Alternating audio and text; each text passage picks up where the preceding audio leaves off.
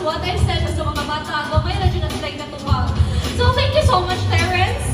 So our third contestant would be Prince Bernard. Dali ka, Prince. Lamig kay ka po.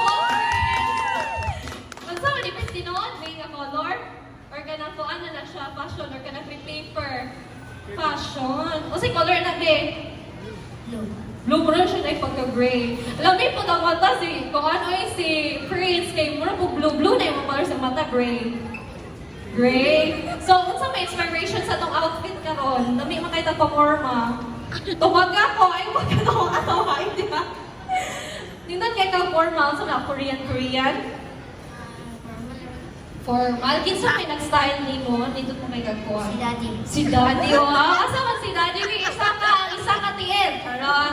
Atong pakpakan si Daddy nga very supportive, no? So na, daghan yung kanang sa mga nanay, oy, daghan gani siya supporter ganiha. Ni unsa di mo tanan ganiha? Di kanta, lamig siya tingo ganiha. Oy, so ready na kasi mong pangutana. Tarong ba? Wala pa ba Pantay bitaw. Sige, pamili na siyang pangutana.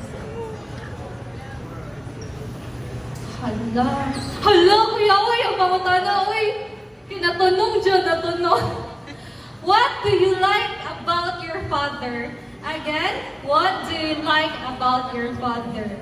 Pumunta na dyan, supportive sa ako mga... Asa ko si Papa, be? Dali sa si Papa, be? O, na si Papa dire? Wala. So, kung nasa ako si Papa, unsaon man nimo pag-ingon nga. Ganahan ko nimo ba kay ingon ani ka. Kanang makahila ko ha. Bantay di ko nimo kaila ko. Di jud ka na ko padaog, sir.